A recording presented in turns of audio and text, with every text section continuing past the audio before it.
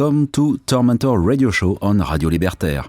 We started this radio show more than 20 years ago, and among all the music we played right from the beginning, Gridlock's music always had a big part in it.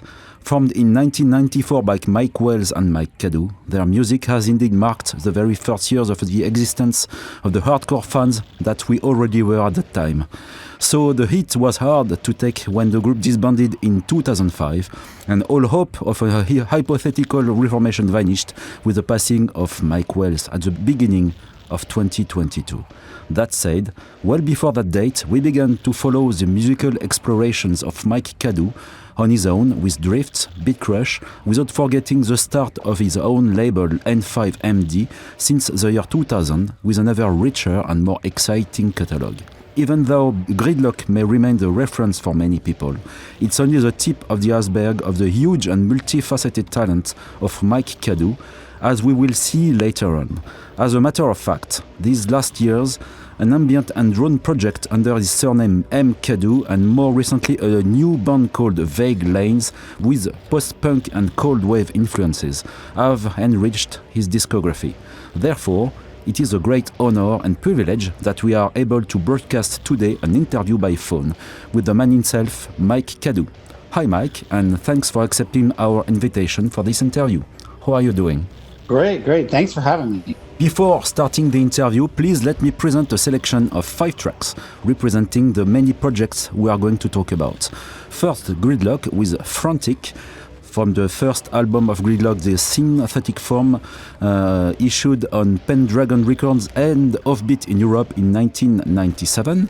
Then M.Cadoo with Somewhere Hidden Between Us on Density, Oral Landscape Limited 2011, Bitcrush with And We Fade on Shimmer and Fade on NPEG Digital in 2005. NPEG Digital was a sub-label of n5MD, dedicated to digital releases. Dryft with a Capsize Control on the Blur Vent, n5MD 2014, and Vague Lanes, a cover of the last song from the French band Trisomy 21. For the moment, there's no album yet presented, and it's an internet release, I guess. Those are questions we're going to ask right now to Mike. I think to follow the logic, we're going to start with Gridlock, of course, and asking you tons of questions on how did you both met? Where did the idea come from? For what I know, you were playing already in a metal band. Is that right? Yeah, I met Mike Wells through the metal scene in San Francisco. We had a mutual friend that I was in a band with at the time, who said that he had a friend that was making Skinny Puppy style music that needed a vocalist.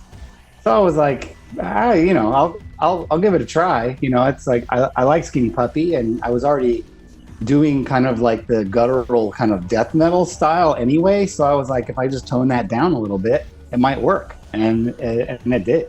When was it exactly at the time? Middle 90s? Yeah, 96, 95. That's a little gray area. He gave me a cassette, and it had Sickness on it with no vocals. It had I think it had Ich Dein as well, the original version of Ich Dein, and I did Sickness pretty much that evening and made him a cassette. This was back when we were trading cassettes, so from 4-track and everything. So yeah, I did the vocals for Sickness, and they're not obviously the ones that were on synthetic form were re-recorded, but they were stylistically exact. Okay, so this is the first album that we discover here through the German label Offbeat. How did that happen? The license, because you were at the time on an American label. If I can remember, it was Pendragon Records. Yes, yeah. So we signed to Pendragon, and to go back even further, we sent Stefan Horwig from Offbeat a demo, and he's like, nah, you guys are kind of a little too dirgy, because at that point the musical landscape, a lot of the industrial bands were a little more on the dancey side, right? You could Yeah. They were a little faster, and we were kind of sludgy. So we ended up signing to Pendragon, which was an awesome label. And I think that Stefan and Offbeat just licensed it from. That was kind of like a deal between Pendragon and Offbeat. It was, it was a good opportunity because we had kind of greater saturation in Europe. Yeah, and your label had also lots of very interesting stuff.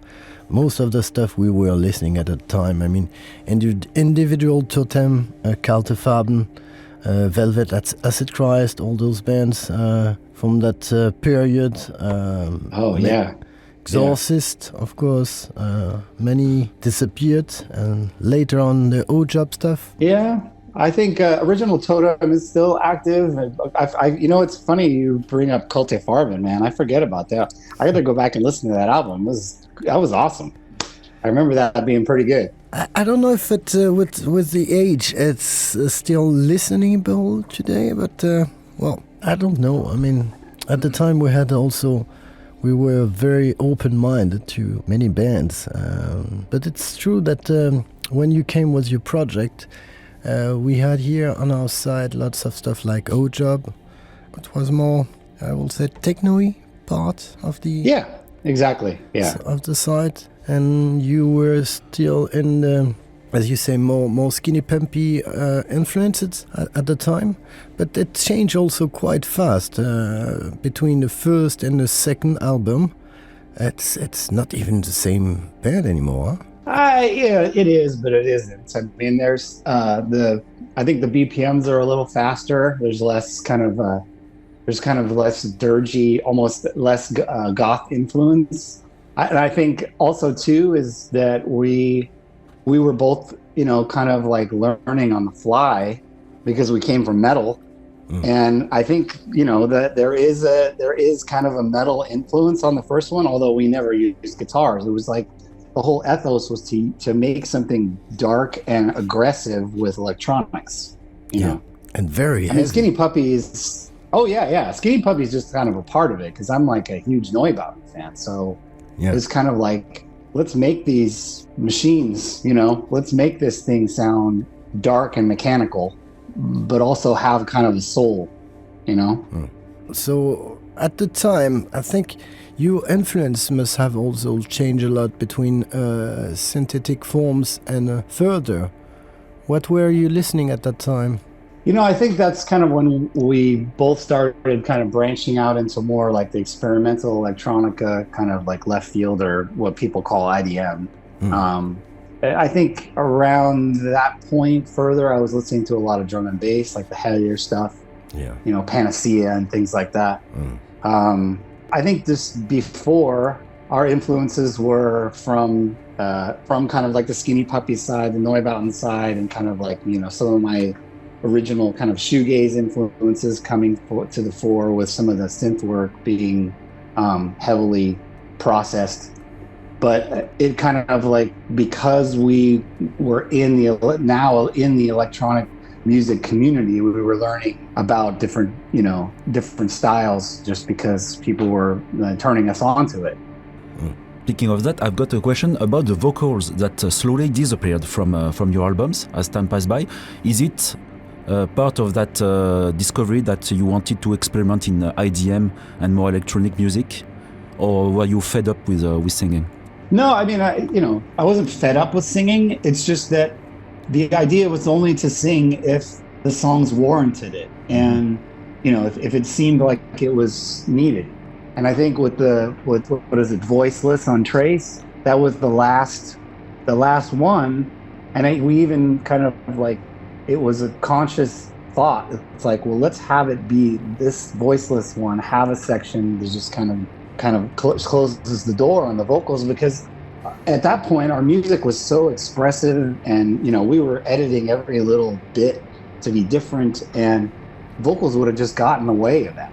It obviously it adds to the human nature of it. People can connect with vocals more, but I think my vocal style was also just more of an added kind of like texture, more than what it wasn't so important as to what I was saying. Became almost an instrument, huh? Oh, of course, of course.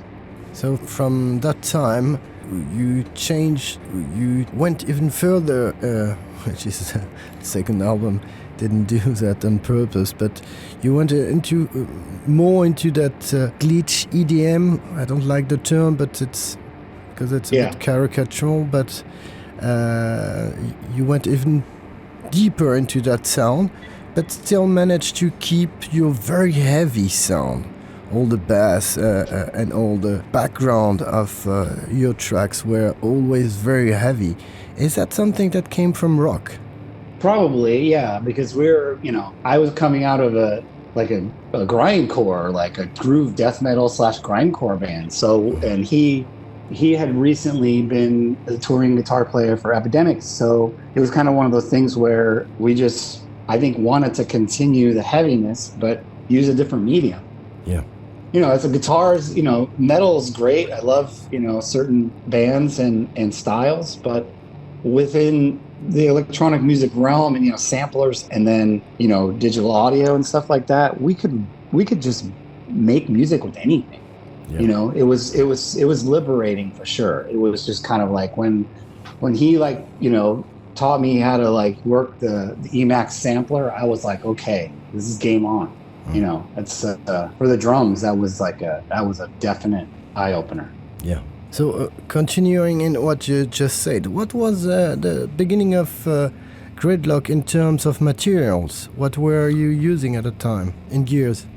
The Emax sampler was kind of like the centerpiece of it, and that was the Emax 1. And I'll say the beauty of that one is that if you push the inputs too loud, you get digital clipping, and that was a lot of our sound on that first album. Okay. The D50 was always kind of that was like a mainstay through all of our stuff. It was at the time people hated it because it had such a terrible menu system, and it was a digital synth, but I think once we got our head around it, we added some extra kind of effects and stuff. There was one it was like a Digitech vocal processor that we would use, and we wouldn't use it for vocals. I mean, I think we may have, but it had some good panning delays and pitch kind of things on it, and I don't really remember the name of it. And it was something that was a precursor to the Digitech Vocalist or something like that. But that was all over the first album. The drums on Sickness were how they bounce around and stuff like that. Yeah. I think, that, and then there was the Tama Techstar, because those are the drums that we use the drum pads that we use for live. In some cases, the drums were processed or sampled from that, because they were this kind of round, kind of 80s analog thing. We just distorted them. What was the influence of all those analog stuff? Because you never really used in Gridlock any analog stuff.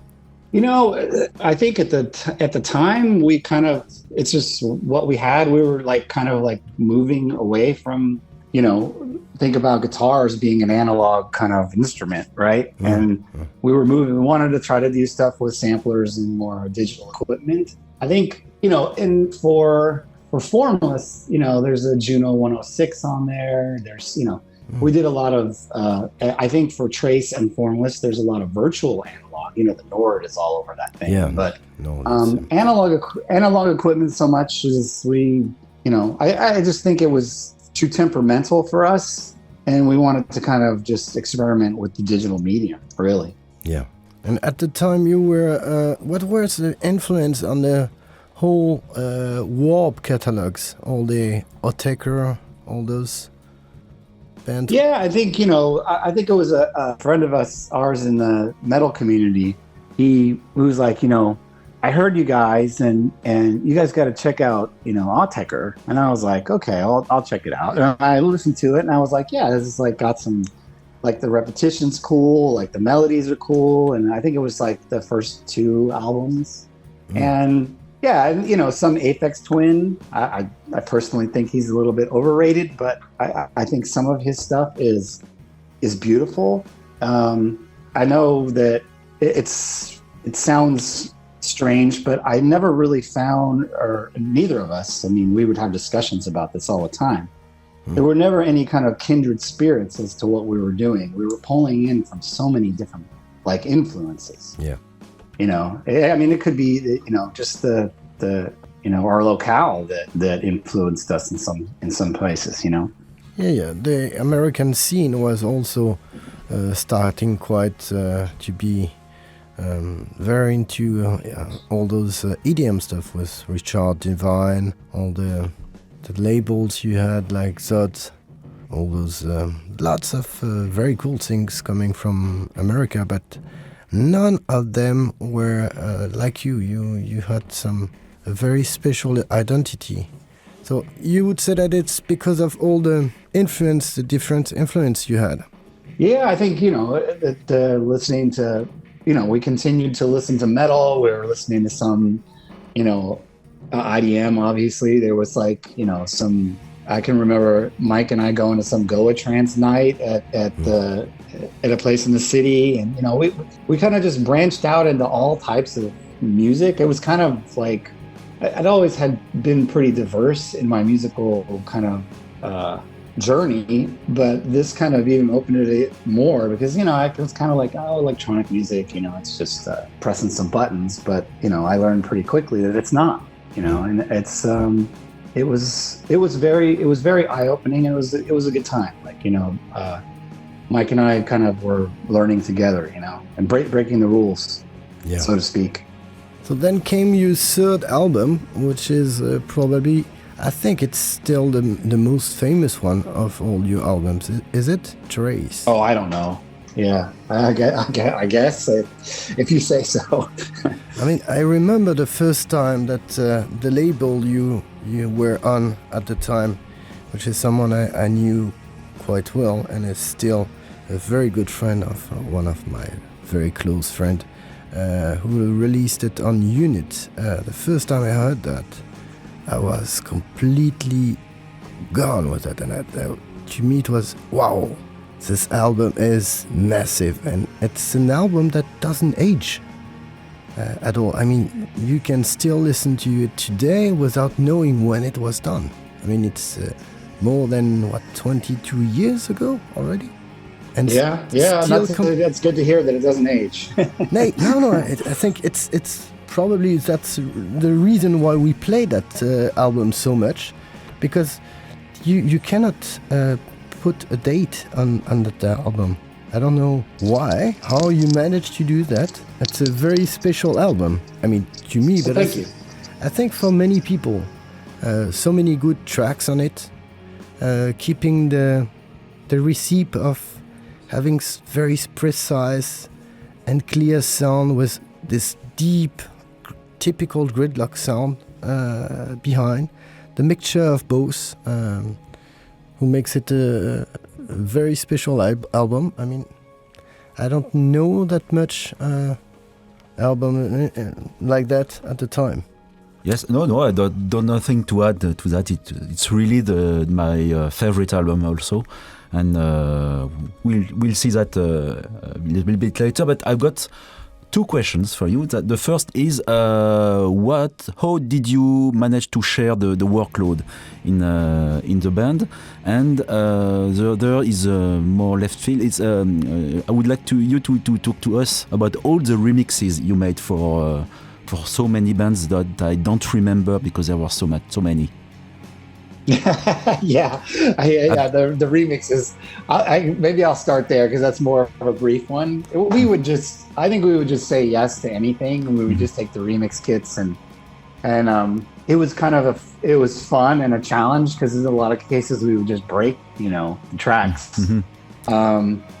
And you know, at a certain point, we had a discussion, and it was like, okay, let's stop doing all these remixes and let's kind of focus on what we're gonna do. And that's when Formalist started to take shape. But as far as the workload, it kind of over the years, it obviously, because I came in, he had way more knowledge on electronic music production than I had when I got there. So I had to kind of get up to speed. And I think by Trace, that was the point when we were kind of equally contributing on pretty much all fronts. And then he would basically, do kind of like the final production and the final polish. Laurent touched on the fact that, that album sounds, big and the production's really good. And that's a testament to where Mike Wells was at the time, as far as like his ear and like the work that he put in on kind of like just getting the mix just right. Because, we would write, and I think at that point we kind of had two different workstations. So we would write and then we would put the stuff together. Sometimes some of those tracks might even be 2 to 3 things that we've kind of like mangled together just to make it interesting. And I think his on his end, it was more the production that he took on, and I took on more of the business realm of it. Was he already a sound engineer? Not at that point, but he was starting to think about that. I think by the time we did Formless, because he mastered that one, he was starting to master things for Zod, and I think he might have done some Hyman stuff already. So he was starting to get some mastering jobs just through word of mouth, and I don't even know if he'd started 525 yet. Okay, thank you very much, Mike. Now it's time for the first musical break to play several gems from Gridlock, and the first is Front from the album Trace on Unique Records in 2001, my favorite track from my favorite album. It's the track that has been played the most from Gridlock. Then Atomontage from Formless in Hyman 2003, and Enzyme Dryft remix from Further on Pendragon Records 1999.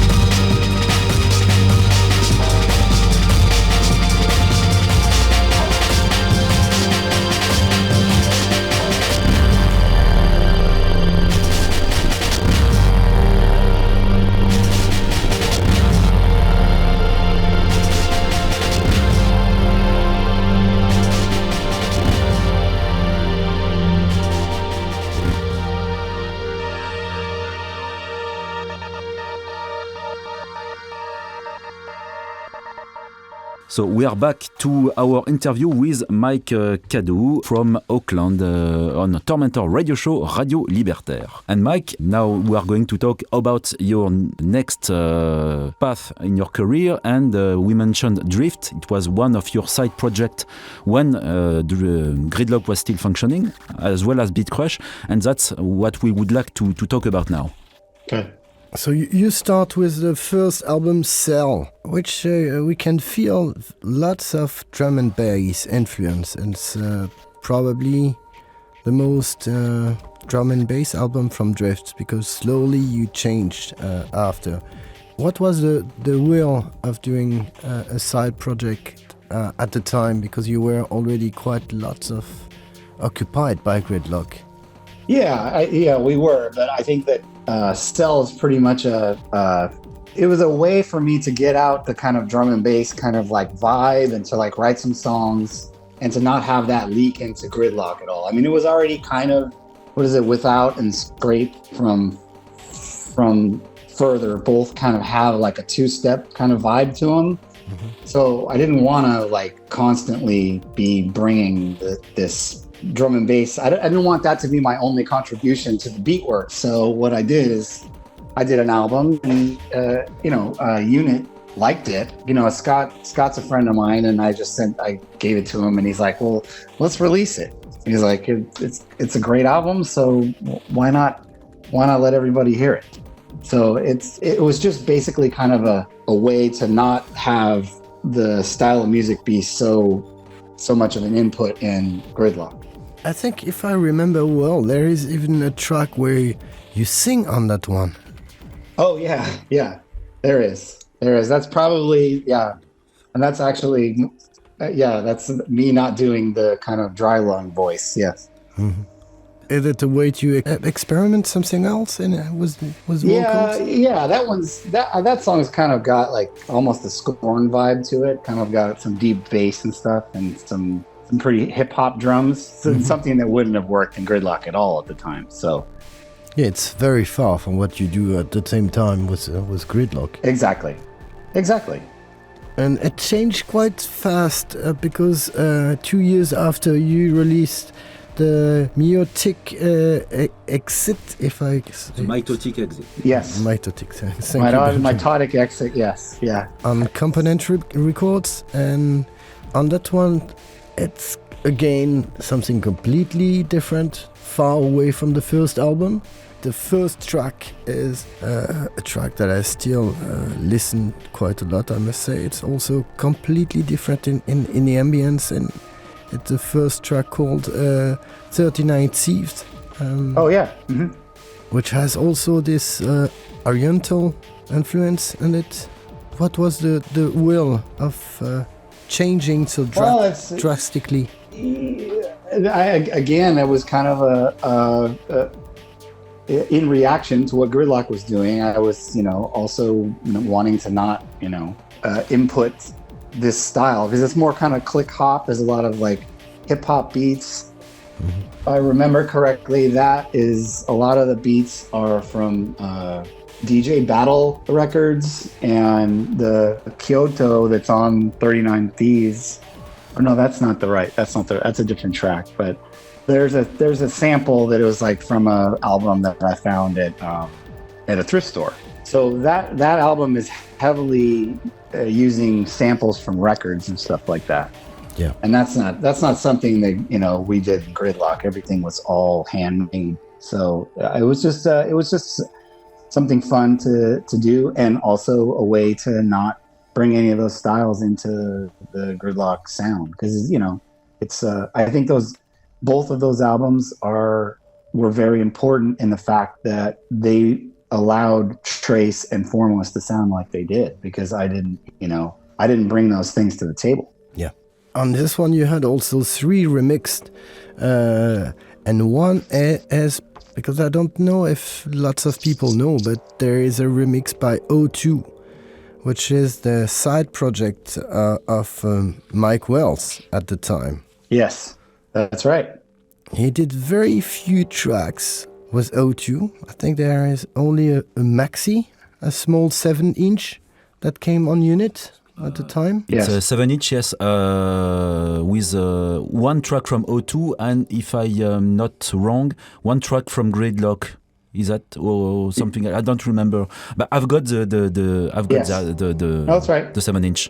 I think it's Gridlock, effectively, on the second side. Yeah, that track, the Gridlock track and the O2 track, were both written during the period where we were moving. Like we used to have a practice, or we used to actually write and rehearse in Mike's living room in the Haight in San Francisco, and his neighbor caught the building on fire. Ooh.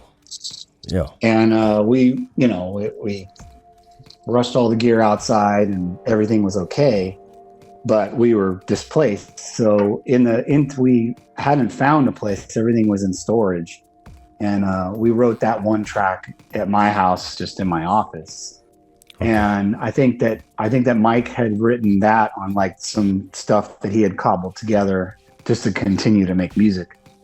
Okay, but is there a reason why he didn't really develop O2? Because I think it was quite an interesting side project, but it seems like he were not in the will of doing something alone, is it? Yeah, I don't know. I can't speak for him. It's, I would have loved to hear more of it. I mean, other than that track and the one that's on MD1, I mean, I think there's another one somewhere, but it's it would have. I liked the minimalness of it and the ambience on it and everything. It was like, I think he did have other tracks that they just weren't finished. Oh, he did a remix under O2 name for Displacer, which is also, I think, albums that he used to masterize, because Mike Morton was a big fan of his work and, of course, of Gridlock. So he wanted to. No, I know. I know Mike Morton and Mike Wells. I know that Mike helped Morton a little bit with some production and stuff like that. He was. Mike was always a good teacher. That's for sure. He was a good mentor. What was because we learned was very sadly his passing through. I think it's last year, huh? No, 2 years ago. No, it's this year. Yeah, this year. No, it's in January. Yeah. But he was mostly doing mastering at the time, huh? He completely. Oh yeah. Only not doing anything in music anymore. Well, it isn't music. I don't know. He might have been writing. It's our split was not a happy ending, and we both kind of just went our own ways and just really didn't, had very, very minimal contact with him in the years after our split. So it's unfortunate that he's gone, and I would almost yearly think about it and formulate an email to him, but only to delete it and not get in touch with him. I think, I'd like to think that he did the same thing, but I don't know. But I regret not sending one, for sure. It's we wrote a lot of good music together, and we had some good times. So it's unfortunate. But you had also lots of work with your own label, because you are the man behind n5MD. So yes, I think there is many things. What was the goal of creating another side project while you had already Dryft? Why Bitcrush? Yeah, I think that because I stopped Dryft at that point, I figured it didn't need to exist anymore. And Bitcrush was just kind of I guess just it was a name change, I guess. I think it was rather to sidestep what people expected. I don't know. It was something that I had been writing, and I sent the album to Rob at Component, and he liked it, so. Was it a will to go more into EDM stuff? Because it's quite far also from the early Dryft stuff. Yeah, I think, the Dryft stuff because the Dryft is more of me experimenting with certain types of electronic music that don't fit into what I'm doing. The Bitcrush kind of that's the first time that I started using bass guitar, and I start like using guitars in an ambient way and things like that. Because some of the synths are actually guitars instead of, and a lot of people think they're synths, but it is the kind of IDM style. But it was starting to get, I was starting to incorporate more traditional instruments. So I think that didn't fit in with what Dryft was doing. Plus, I had, theoretically stopped doing Dryft. Yeah. But there is also, I must say, a big change between the first Bitcrush album and what came after. I mean, I remember the first time I discovered In Distance, which is, by the way, a beautiful object. I mean, the packaging, everything is really carefully chosen, and the sound is far away from what you did 2 years before. So I think, but you're gonna tell us more. The rock influence came back. How do you manage to? What kind of effect? What is the recipe of Bitcrush track today? Yeah, the rock influences definitely came back in kind of more of a post-rock kind of way. But I'm kind of from a post-punk and shoegaze kind of. That's where I kind of originated in playing in the clubs in the Bay Area here. So and I always kept one bass and one guitar. So I was like, let's try and not think about this, like what I'm trying to make. Let me just use the elements that I have and just write from the heart and not overthink it too much. And that's kind of what happened. Yeah, and you developed it more and more in each album. Yes. Yeah, for Bitcrush, it ended up being, having live drums and, being pretty much a band, but it's just me. But that's usually why it takes me so long to write albums, because I'm I'm the lead guitarist, the rhythm guitarist, the bassist, and the drummer. So it takes a while. Yeah. So you must be also very organized. Well, yeah, yes. I try. Yeah. I try to put on the hats. Like, okay, I'm wearing the drummer hat today. I'm wearing the bassist hat today, and not crisscross those too much. So, Mike, it's time now to play some music and present more pieces from Bitcrush and Dryft. And I found some pieces that are not so old. So the first is Bitcrush on Infinite on Dead Corners. It's a 7-inch issued by Anzen in 2021, so 1 year ago. Then we're going to go back with To Collapse Out of on Collapse on N5MD 2012. Then we go to Dryft with Siad on From Stasis in 2021 N5MD, and a track from Cell called Avatar, issued on Unit Records in 2000.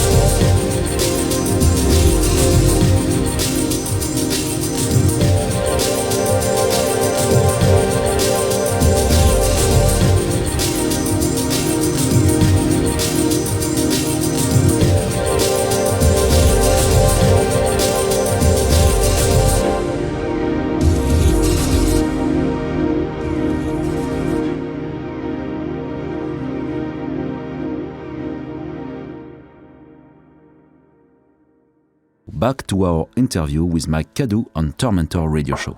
I'm always wondering, how can you manage to do all that at the same time? Because on your side you have also the label, plus your project. How do you organize your daily time? Yeah, the weekdays during the day is when it's label time, and writing can just happen anytime. It's usually at night or recording. I'm pretty much. I don't want to say I'm solely focusing on Vague Lanes right now, but because we just finished recording and mixing the album, I've been spending a lot of time on that. And that's usually in the evening.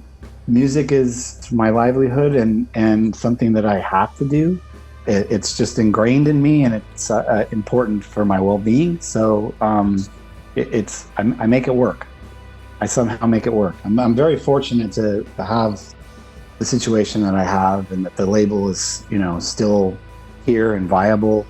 Almost 22 years on, and that it's pretty rewarding for sure. You've moved with the label to now releasing very beautiful vinyls, but at the beginning it was not the case at all. I mean, you start with mini discs. Yeah, yes I did. Yeah. What was the idea behind the mini disc released? Because I think there is very few labels that released a mini disc at the time.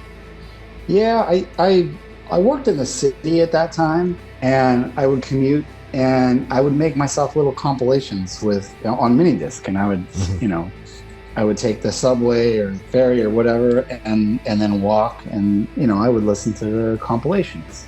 And I thought, I wonder if people would maybe buy a pre-recorded compilation with some. And I a lot of it was kind of like in the IDM realm. I was listening to a lot of Funk Karma and Aerovane at that point, and I think that was kind of the influence or the kind of jumping off point to that. And I looked to see if you could actually get pre-recorded ones made, and Sony in Austria was doing it, so I started kind of reaching out to people, and that first compilation, some of the artists obviously are pretty close to me. O2's on there, so Mike Wells is on there, and Reload's on there.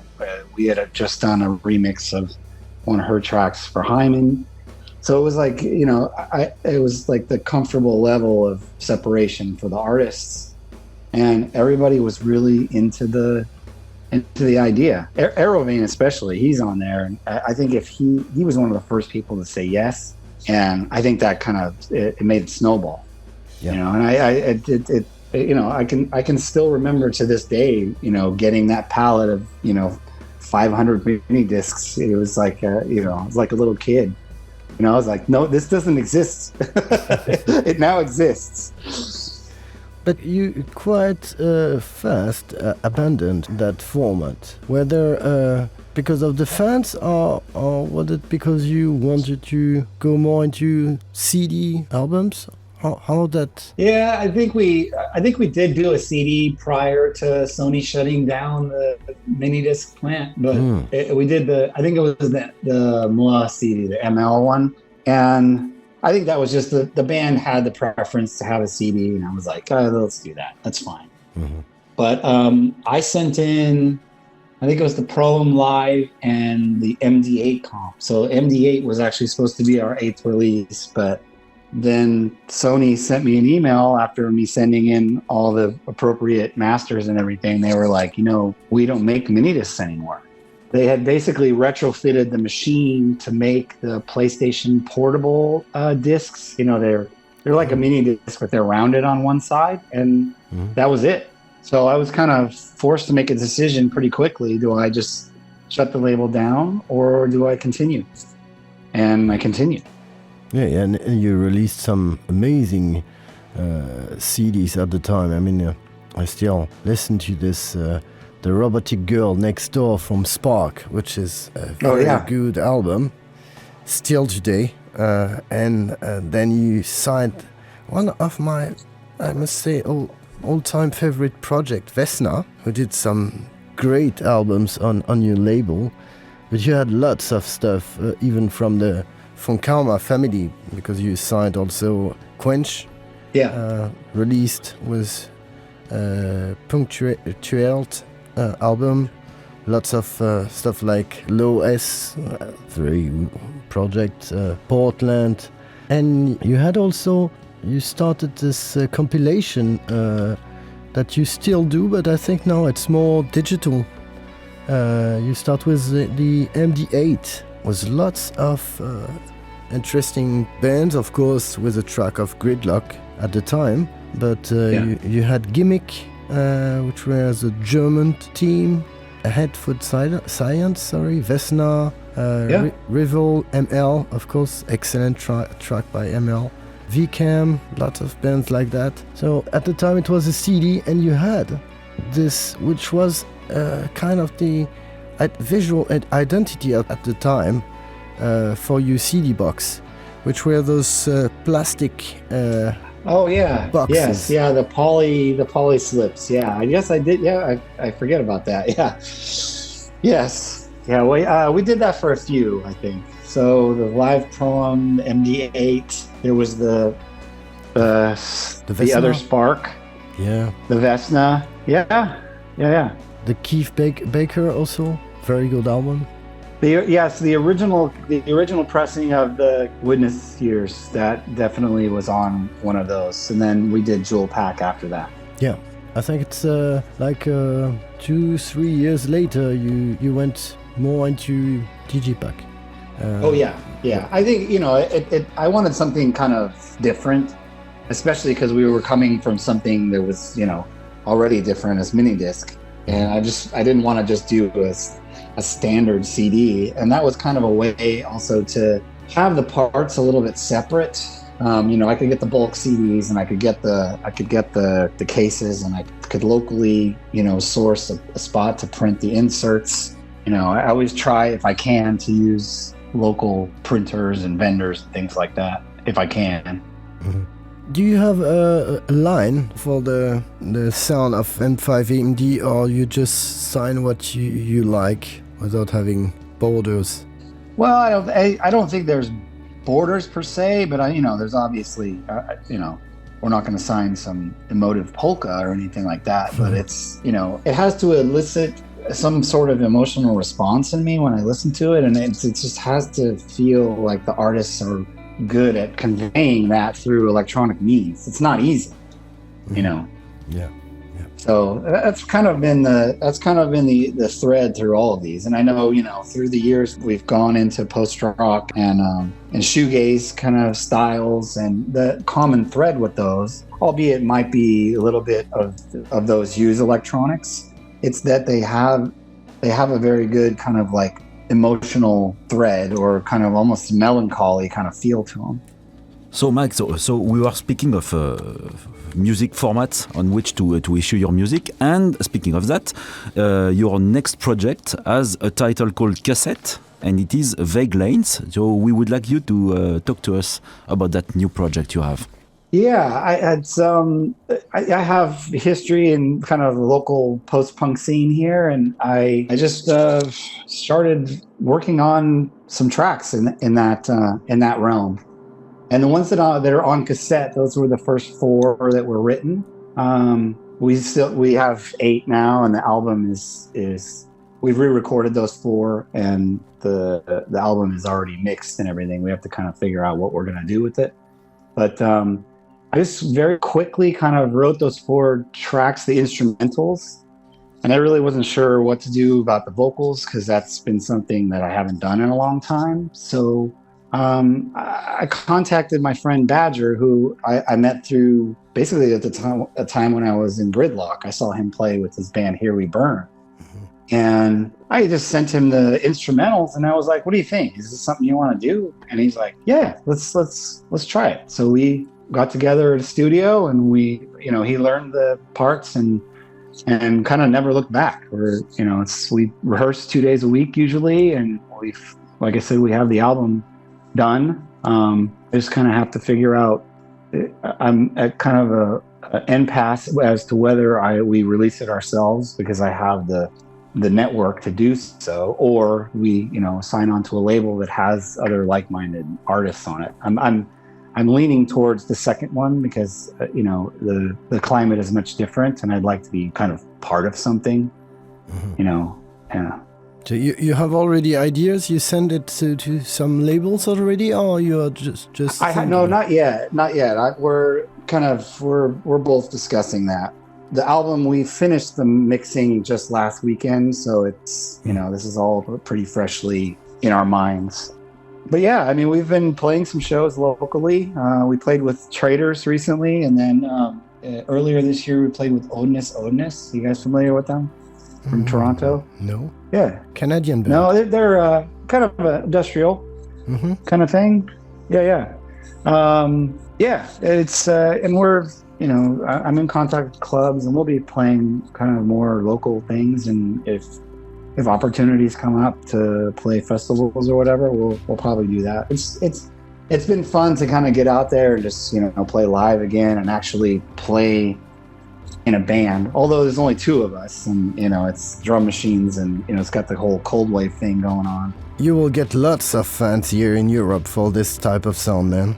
Well, that's good to hear. It's especially at this moment. I had a question about that. Why a cover from Trisomy 21? Where? Oh yeah. You're probably the only Americans you know that band. Yeah, I know, it's funny. So there's a local radio station, college radio station, and I think I must have been either a senior in high school or maybe just out of high school. And I used to have the cassette player ready, to record off the radio. Yeah. And I recorded that song, and it wasn't the one that their cleaned up one. It was the original 12-inch one. I prefer that one better because it's, I don't know, there's something about the hiss, and then the performances seem to be like more unhinged. But I had it on this cassette, and I kept the cassette.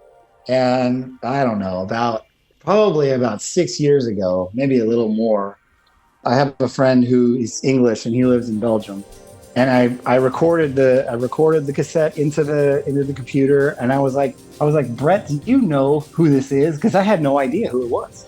Oh, I had no idea. I was like, I just love the bass line, the bass work with the delay and everything kind of was a huge influence on me when I was playing, in the clubs back in the 90s. So it was kind of, I was like, I got to find out who this is. And then his wife knew. So I finally figured out who it was. Then I was like, well, let's it seems like it works with what Big Lanes is doing. So let's do it. Yeah. Yeah, and you managed to do that quite well. I mean, this band is a typical 80s band from France. That's why I was very surprised to discover that you did that cover on internet. Yeah, it's very, that song is also very kind of, I don't want to say unlike them, but is that their biggest song? It's one of the it's one of the most famous from them. They're gonna play in 1 week, exactly in 1 week, the 8th of October. They will play in Paris at l'Élysée Montmartre for the French ones. So it's like an anniversary thing, right? I think it's a 40 years. Yeah. Boy, it's a big venue in Paris. Nice. We had the opportunity to play that cover song in the first musical part of the show. So now it's time to have a small musical break with 3 more titles from Vague Lanes. The third is A Dying Star, then Here Now from Cassette, and then the Induction to Waves, and this is an unreleased song that you had the kindness to send us.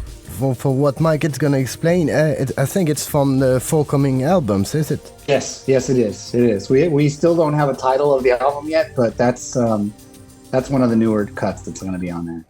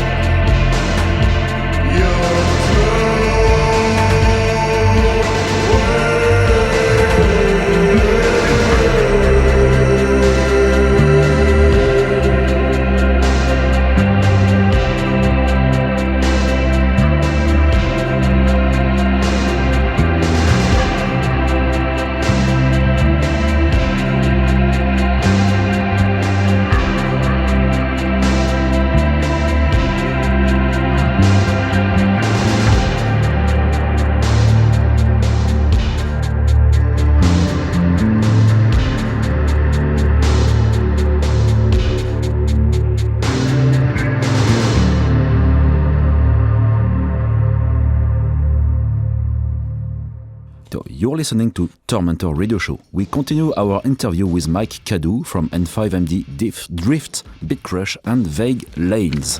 So now we're gonna go into your own side project, because after all those, you still managed to have another project under your own name.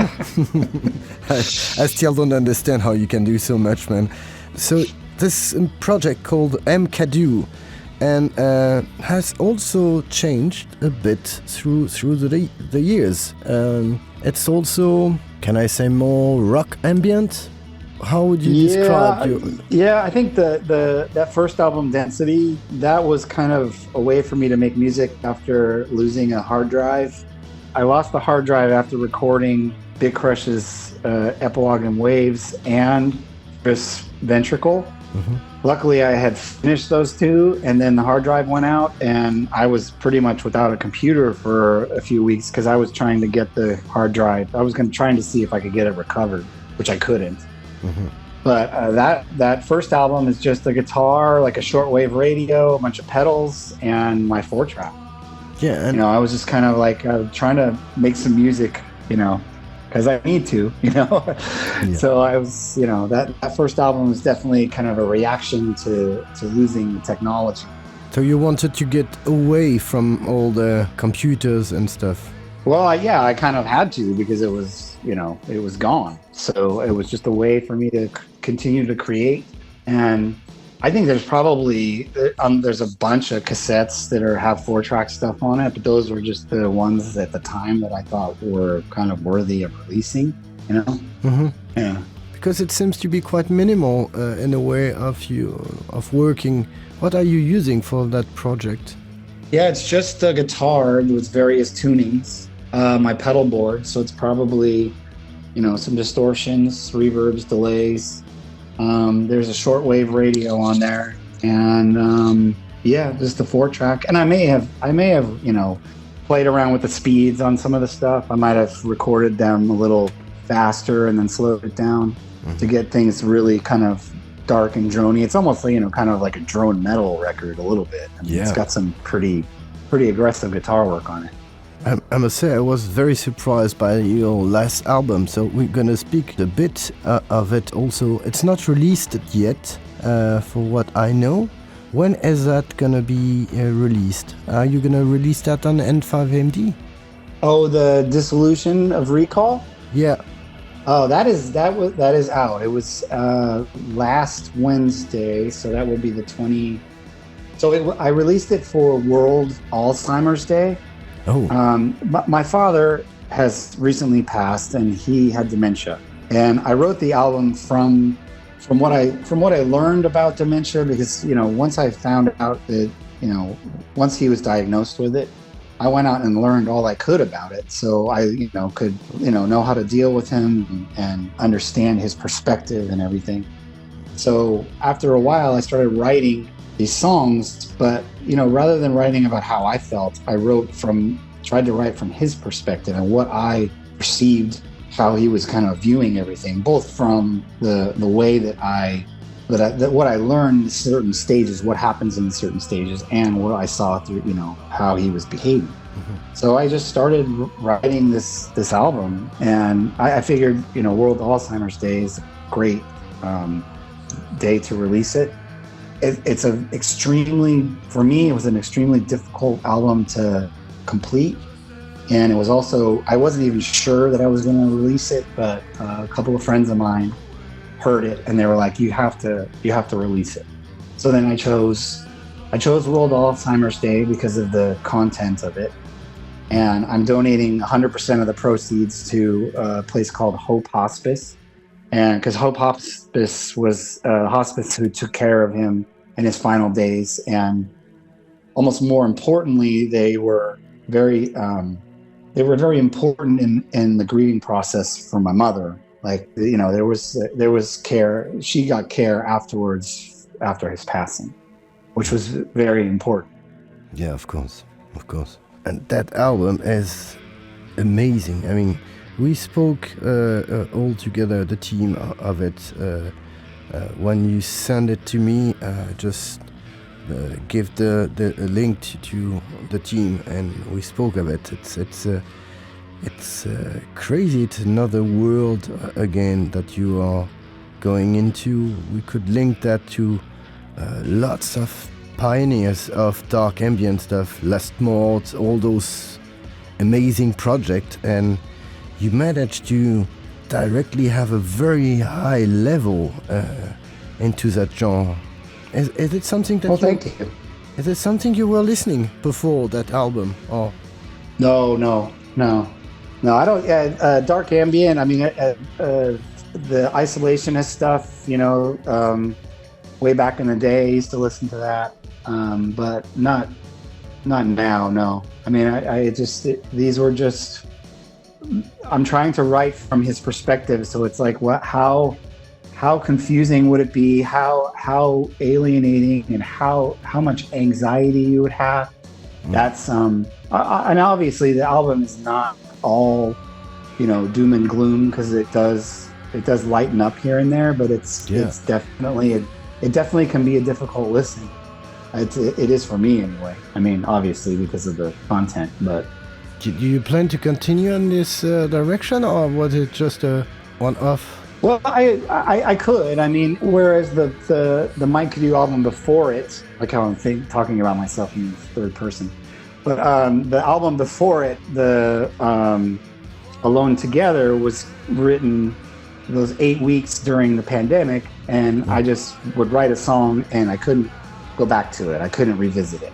And it was just kind of about it goes through lockdown to the point where, hit like the 250,000 deaths, and it was just me kind of like, it was like therapy in a way, like, that was a scary time, and it was, so I guess if I have something that's going to need catharsis, that is something where I need the catharsis quickly, I could potentially do another Mike Cadoo album again, because that's really what I'm seeing out of those. Is they're both cathartic in different ways. Yeah, and so well produced, man. It's I must say I was very surprised, because it's not where, I mean, it's as I could say that with many of you released, you always bring us where we could not imagine you will bring us. So and again, you managed to do that. So I'm still surprising after all those years that you still manage to surprise us each time. I mean, I don't know how you do that, man. All right, I like that. I don't know, but this is one. I like that. I must say, this is one of my favorite. I think Hugo will say the same thing, because we were blown away by this album. We used to listen and to play to lots of dark ambient stuff, and our use and this one directly could get into the top 10. Wow. Yeah, man. Well, thank you. It's an amazing album. I think we have some more music. Yes, of course, it's time to discover more about Mike Cadoo's ambient drone and experimental project M.Cadoo, with some released and unreleased now released tracks, of course. So the first is Searching, Pacing, Collecting on the Dissolution of Recall, then Acrid on Density on Oral Landscape Limited 2011, Terrace Major on Phantom Strains. This is a split with a British project Dalot from Maria Papadomanoloki. The label from UK, This Is It Forever 2015. Then WK4 on Alone Together, published in 2020 and available on your own Bandcamp page. And I Can No Longer Hide This from the Dissolution of Recall.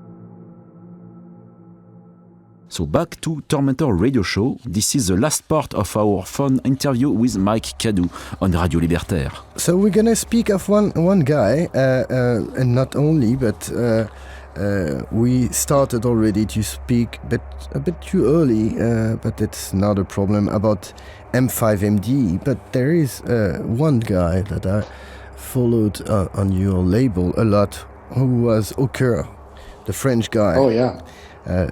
Frank Zaragoza. How did that happen? How did you manage to? Did he contact you? Yeah, he contacted me, and I loved it. I mean, the first album is awesome. It's kind of funny to admit, but there was a track from the album that I was wanting. Was it Astral Projection? I think it is.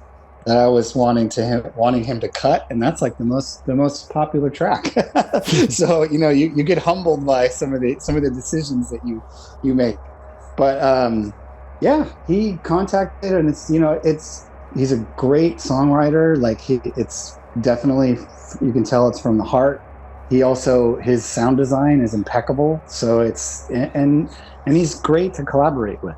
It's definitely that's one of the things with n5MD is the collaboration between myself and the artist. It's kind of, everybody kind of just fits into where the other doesn't. It works nicely. Yeah, and this guy is a bit like you in some way, that he is able to change his musical identity in each album. I must say one of the album that really amazed me was Reversed, which is crazy. And it's an album, I must say, I'm very frustrated because I never had the opportunity to find that physically. And I must say there is something that we must do about M5MD distribution in France. Yeah, I'll discuss that with my distributor in the UK, because there is you've commented on that in privately before, so yes.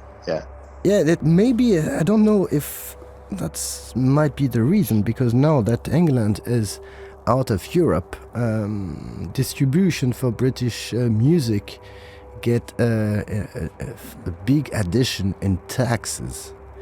So maybe that might be the problem for your distributors. So now when you get something from England, you have to go to the post and pay, I'm not gonna be vulgar, but a big amount of money. But it's a load too much, I think, which is completely stupid because they are just around the corner as Brittany. So it's really stupid, and I think lots of my British friends also are a bit, can I say, pissed off of being out. Oh yeah. I've never met an English person that thought it was a good idea. So I don't know. It's the same goes with kind of meeting. Especially in the Bay Area, it's hard to find somebody that thought that Trump being our president was a good idea. So it's like there was definitely that period of time where there still is, actually. There's just decisions being made that don't seem to line up with what I see being, and the people around me see as being correct. Yeah, I think that the result of Trump choice for music had impact a lot the way American bands come to Europe, because now in exchange of the taxes of the music going there, then they have also taxes when they come here.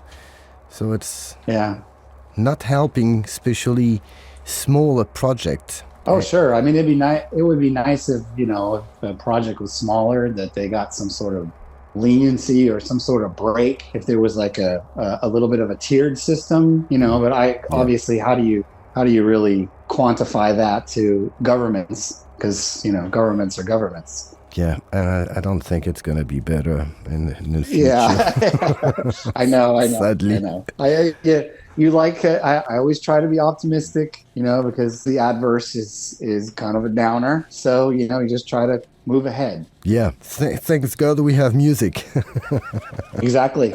Is there a possibility that you could issue some unreleased or only on vinyl tracks from Gridlock one day or another? If you have, for instance, the masters from that, because I've got a lot of split EPs with, for instance, for somatic responses and whatnot. Yeah. And it was really painful for me not to have the possibility to include that on my track list for that show. Oh, well, you could have reached out. I probably could have found some in the attic.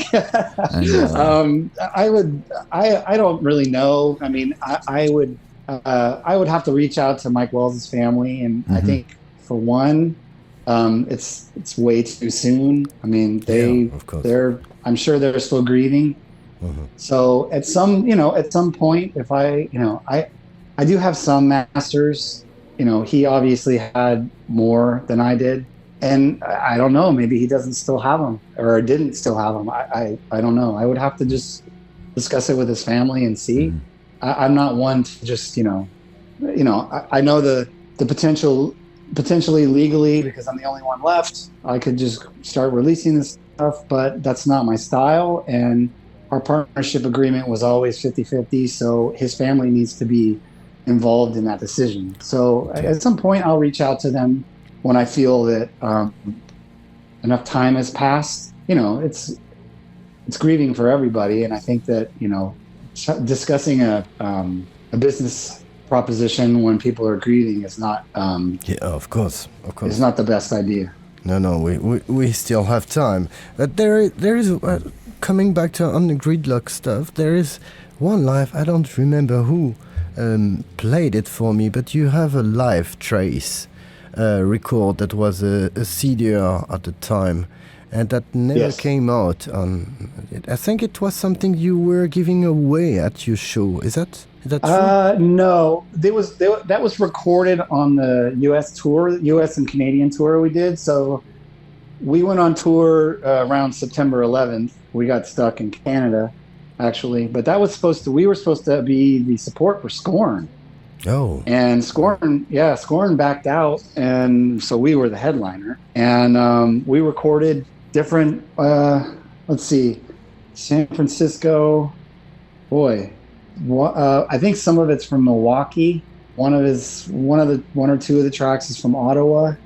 And then we recorded a couple in Dallas. We did, after kind of things cooled off after September 11th, we did a makeup date in Dallas. So we recorded some stuff there. And we sold them only on the Gridlock website. Okay. I had the chance to have a completely illegal copy on CDR by a friend who hey now who told me, you don't know that one, I've got that one, I have a copy. So he made a copy of me, and I was very surprised because it's a very good sound quality on that live.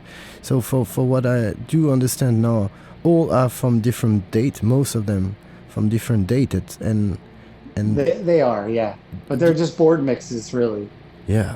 Wow, it's an amazing one.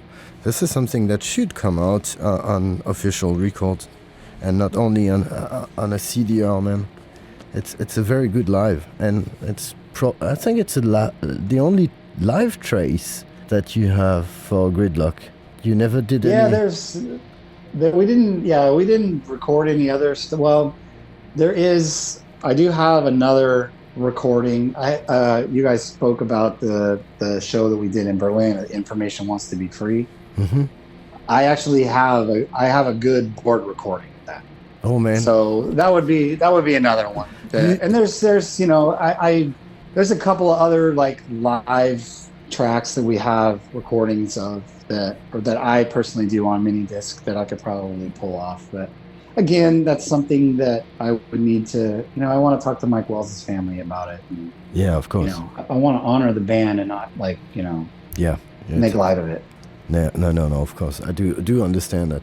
But this is something that should be done sometimes, whenever. But Okay, all right. you will find a radio station in Paris to play that, man. All right, okay. All right. Noted. So the interview is ending. So thank you very much, Mike, for taking so much time to answer our clumsy questions. Oh, thank you for having me. Oh, that was really a great honor, great privilege that we could have you, because we are great fans. And so we are now going to conclude this program with a set of pieces from the various projects of Mike Cadoo. We also take the opportunity to begin with a track from the project Au Cœur from the French Frank Zaragoza. So we are going to begin with Au Cœur with Contact on Connections 2021 n5MD.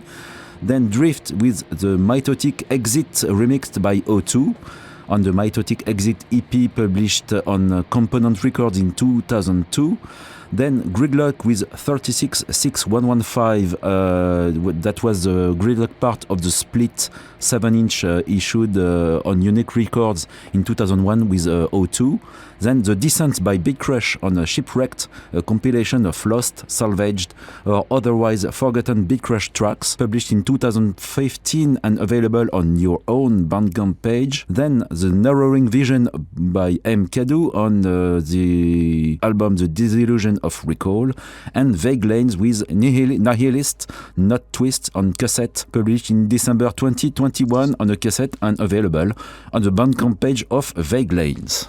So thank you again, Mike, for all that. For what thank you. Thanks for listening. Well, it's a pleasure to speak with you. For what I know, your Vague Lane, do you have already a date of release for the album that you just? No, because we're still kind of discussing whether we're going to release it ourselves or. I mean, I already have the art pretty much worked out, and we've discussed like if we're going to do it on vinyl. Badger would like a CD, so we're probably going to do a short run of CDs somewhere. But I'm still not sure about I have a couple of labels in mind that I'm kind of I don't want to say I'm apprehensive, but I want to get them mastered. I'm not going to master them myself, because usually I try not to master my own things of this nature. You know, like I didn't master the latest Dryft album. My friend Emilio from Port Royal did that.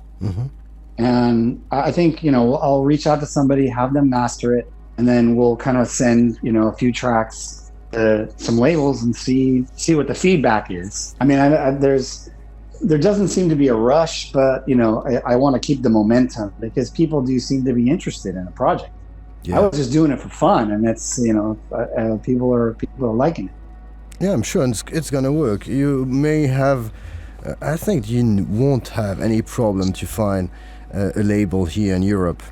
No matter if it's in Germany or France or England, I'm sure you will find someone very easily with this project.